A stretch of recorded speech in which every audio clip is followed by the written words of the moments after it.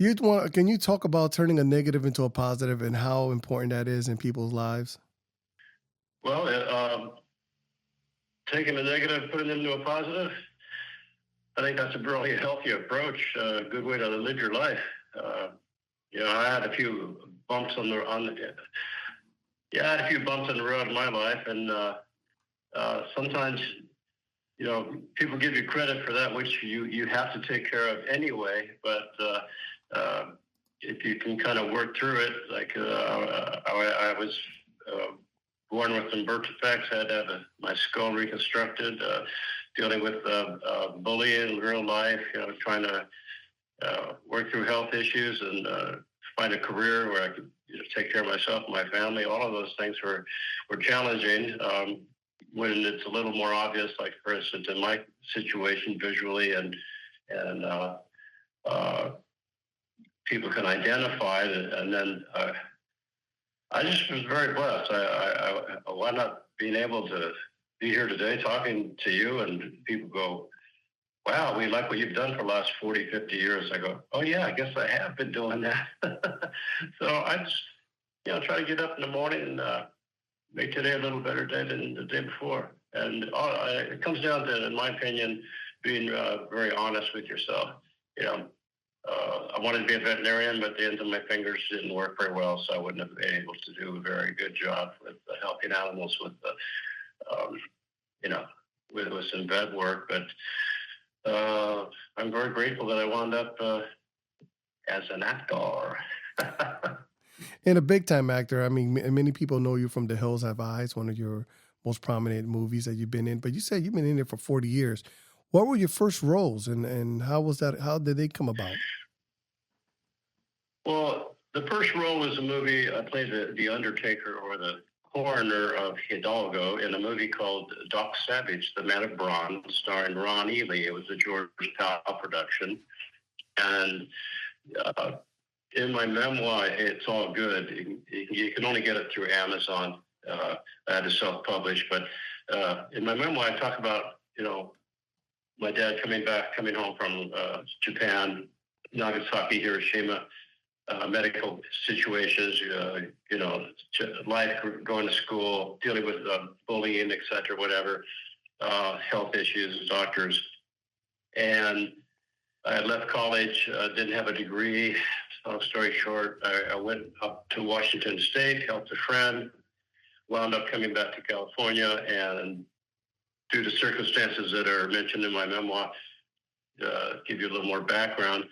I bumped into George Powell. He says, I like your face. I'm going to put you in a movie. And I go, yeah, right. And he did. I worked one day, had my union card, and I figured that was weird. But he had a casting director that was working on another little project called One Flew Over the Cuckoo's Nest. So that was my day two as a job in the industry. And 127 days later, I kind of figured maybe I can continue along this line. And the next thing was The Hills Have Eyes. One Flew Over the Cuckoo's Nest. I mean, that is a great second job. Yeah, surprised the hell out of me, I'll tell you. um, you were in like numerous movies. I mean, like it's like 50, 60 here.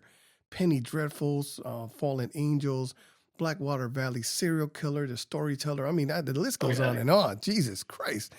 What was your favorite character that you played, and why?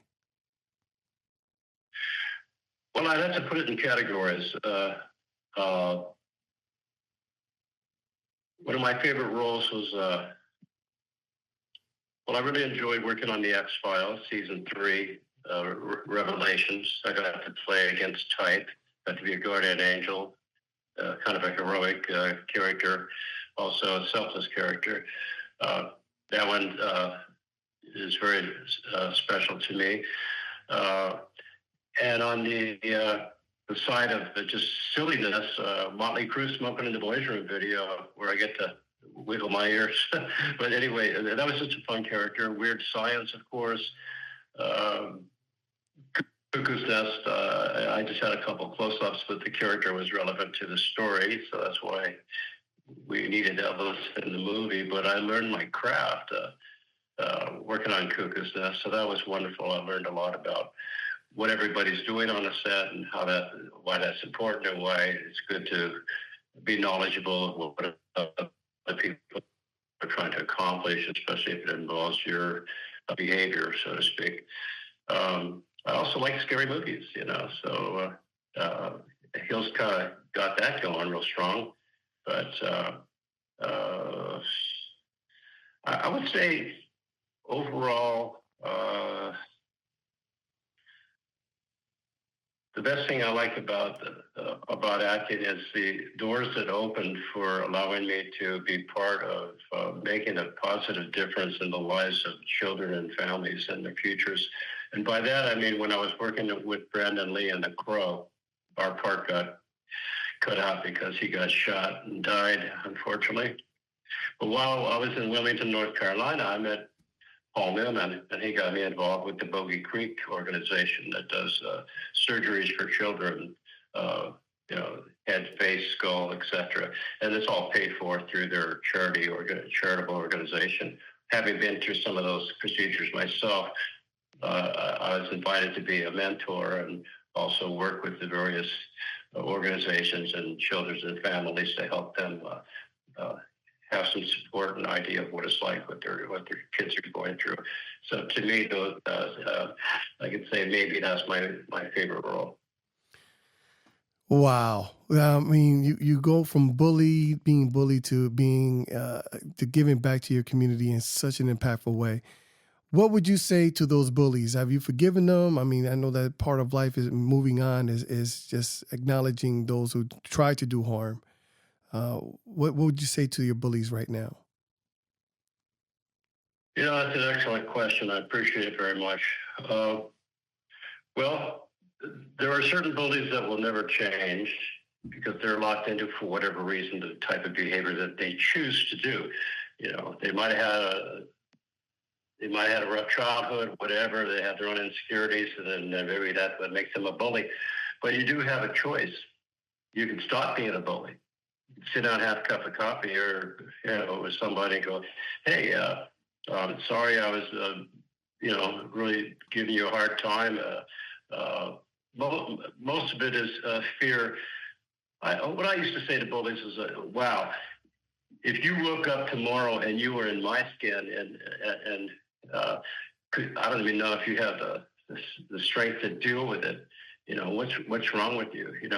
I mean, there's all kinds of reactions to that query, but I would say if you're a bully, basically you're fearful.